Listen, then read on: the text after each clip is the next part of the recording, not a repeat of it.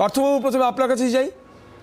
আপনাদের বিরুদ্ধে অভিযোগ উঠছে আপনারা গণতন্ত্রের মূলে কুঠারাঘাত করছেন এবং উন্নয়নকে পৌঁছতে দিচ্ছেন না সাধারণ মানুষের কাছে। তার মূল কারণ আপনারা জানেন, যেমনটা এক্ষুনি শুনলেন দিলীপ ঘোষ বললেন, আপনারা জানেন আপনারা ভোট করালে হারবেন, অতএব ভোটের পথ থেকে সরে আসছেন। এই অভিযোগের উত্তর?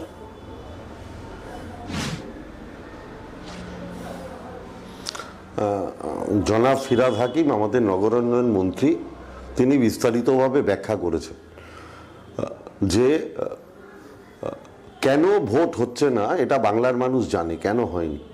করোনা মোকাবিলায় যখন রাজ্য সরকার ব্যস্ত, জনপ্রতিনিধিরা ব্যস্ত, তৃণমূল কংগ্রেসের কর্মীরা ব্যস্ত, তখন ভারতীয় জনতা পার্টির নেতারা দিলীপবাবুর নেতৃত্বে ঠান্ডা ঘরে বসে শুধু বিবৃতি দিয়েছেন, মানুষের পাশে দাঁড়াননি।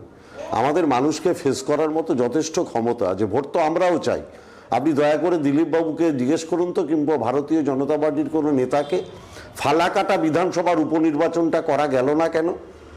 কেন করা গেল না? সেটা যে কারণে করোনা পরিস্থিতি চলছিল বলে, ঠিক একই কারণে কলকাতা কর্পোরেশন সহ বিভিন্ন মিউনিসিপ্যালিটিগুলোতে নির্বাচন করানো যায়নি। কারণ আমরা সবার আগে চাই মানুষ বাঁচুক, বাংলার মানুষ বেঁচে থাকুক। বাংলার মানুষ বেঁচে থাকলে বাংলার কৃষ্টি সংস্কৃতি বেঁচে থাকবে।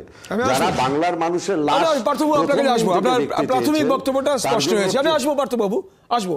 মূল বক্তব্যটা স্পষ্ট হচ্ছে যে প্রণববাবু আপনার কাছেই আসবো সরাসরি।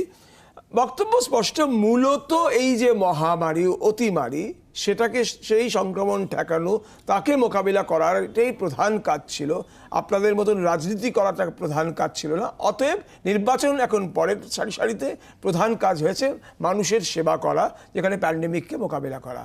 দেখুন, মানুষের সেবা কিভাবে হয়েছে আমরা দেখেছি। করোনা পরিস্থিতিতে আমার স্ট্রিটে একটা ডেড বডি দুদিন ধরে পড়েছিল, পৌরসভা নিতে পারেনি, এবং তারপরে সেই পরিবারের লোককে ফ্রিজ কিনে তাকে রাখতে হয়েছে। এটা হচ্ছে আপনার করোনা মোকাবেলা।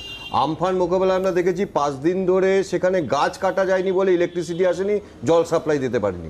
এইটা হচ্ছে পরিষেবা, ফিরহাদ হাকিমের পরিষেবা।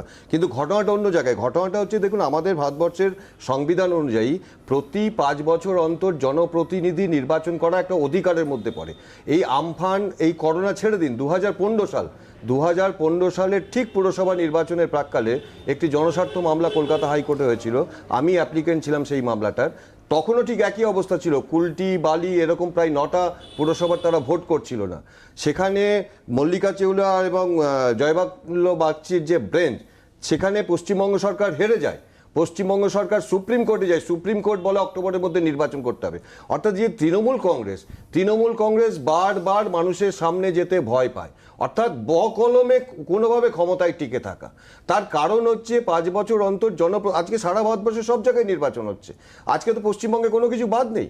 2 নম্বর কথা হচ্ছে করোনার কথা বলছে। করোনা পরিস্থিতি মার্চ মাসে আসার আগে অনেকগুলো পুরসভার টেনিওর শেষ হয়ে গেছে, তাহলে সেই নির্বাচনগুলোকে করলো না কেন? আমি আসবো সব্যসাচী বাবু, আপনার বক্তব্য। দেখুন, খুব পরিষ্কার কথা যে আমাদের একজন পুর এবং নগর উন্নয়ন মন্ত্রী কিছু কথা বললেন। আমি এক্সপেক্ট করি আমাদের রাজ্যের একজন দায়িত্বশীল মন্ত্রী হিসেবে উনি সত্যি কথাটা বলবার সাহস রাখতেন। উনি মিথ্যে কথা বলেছেন। উনি করোনার কথাটা বলেছেন। 2017 সালে করোনা ছিল না। 2017 সেপ্টেম্বর মাসে বেশ কিছু পুরসভার নির্বাচন সেই সময় থেকে ডিউ হয়ে রয়েছে। সেগুলোয় কি হলো? 18 সাল হাওড়া মিউনিসিপ্যাল কর্পোরেশন, উনি মিথ্যে কথা বলেছেন। হাওড়া মিউনিসিপ্যাল কর্পোরেশনের টেনিয়ার শেষ হয়েছে ডিসেম্বর 2018। আমাদের পার্টি, ভারতের কমিউনিস্ট পার্টি মার্ক্সবাদীর হাওড়া জেলা কমিটির পক্ষ থেকে হাইকোর্টে মামলা করা হয়েছে যে নির্বাচন করাতে হবে। 18 সালের ডিসেম্বর থেকে নির্বাচন নেই।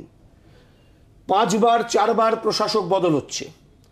সবচাইতে বড় কথা হচ্ছে, আমি ক্যালকুলেট করছিলাম যে পশ্চিমবাংলার মোট পুরসভাগুলোর মধ্যে % পুরসভায় নির্বাচন হয়নি?